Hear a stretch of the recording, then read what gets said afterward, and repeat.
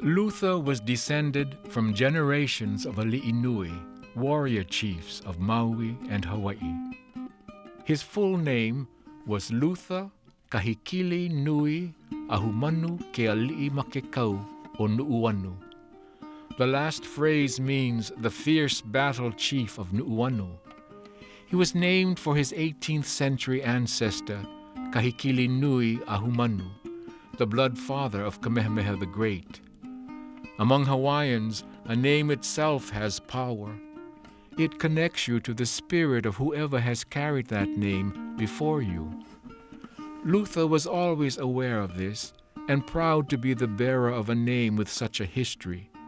He shared the spirit of this Aliʻi lineage with another memorable Hawaiian, his niece, Harriet Lanihau Makekau, known to the world as the great dancer, ʻIolani Luahine. Two of them, both free spirits, both have their own reputation of being kolohe and independent spirits, and both of them just very, very unusual individuals, both Luther and ʻIolani. I cannot imagine anyone can take Luther's place. I cannot. Luther is one man by himself. He's one man that stands by himself.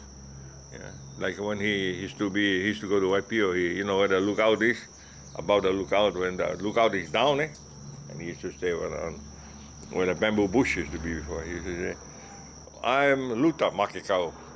I'm the only one, Luther Makekau, and I'm the only one, can do the things, God permit me to do. He went and did his thing, and that's all he ever did was his thing. And everybody know him for that. One of a kind. Luther always stayed close to the land that nurtured him in his early days. He knew the lore of herbs and healing plants. He also had a special bond with animals. Some say he may have loved horses more than people. He was famous as a horseman and one of the last links with our Paniolo cowboy tradition that began in the mid-19th century. That was one of the wild horses from Pu'o, They used to call him the kicker, or man-eater. So Luther found out I had the horse. That was my horse. He must have been quiet. And then he came to see me. I said, oh, Luther, too dangerous, that horse. Maybe you get hurt. No. He wanted the horse. So I said, well, take the horse, but be careful. And took him about 2-3 days before he reached, Pahoa and Opikau, wherever he went with the animal. Yeah, he rode, he slept with the horse alongside the road, tied him to the telephone post.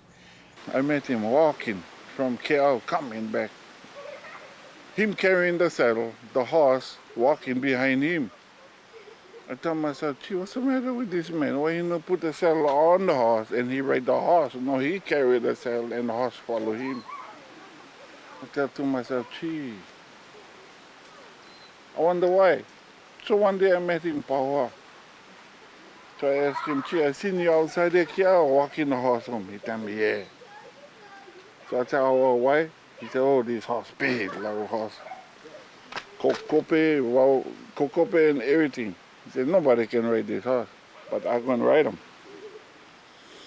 So one day, I came back from work too. I seen him inside the parking lot across the bar. Him stay underneath the horse. I look at him. I tell myself, gee, he will tell me that horse no good, pee low horse, and he is underneath the horse stomach. So I stopped. I tell him, what are you doing underneath the horse stomach? He told me, sorry.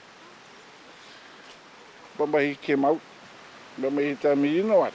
I can put up my hand inside the horse mouth now. I said, oh yeah. You like see? He squeezed the horse's mouth, he put his hand inside. I knew already that horse is his. He said nobody else can ride that horse, only me.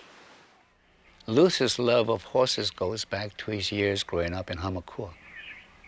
His job was to take care of the stable. If his mother or father wanted to find him, they knew that's where the boy would be, sleeping in a stable with the horses. In later years, his favorite horse was Kahekili, named for his ancestor, the warrior chief. At night, this horse would lie down next to Luther.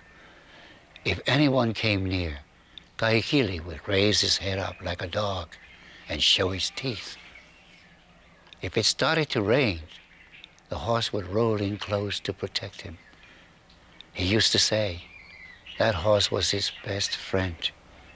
And when Kahekili died, Luther grieved for a week. I believe he spends a lot of time with the animals and they converse, they talk.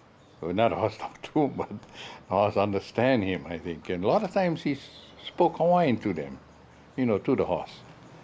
And, well, he had a way, a skill, maybe from old Waimea days and cowboy days, and he just had the touch in handling and dealing with animals. Luther was bitten by this horse while he was riding his horse. What Luther did was he slaughtered the horse and he left free meat for everybody on the stone wall. And the meat was this horse that bit him. I'm Luther Kahekili Makekau. I was born July 13, 1890. The July 13 coming, I'll be 98 years old.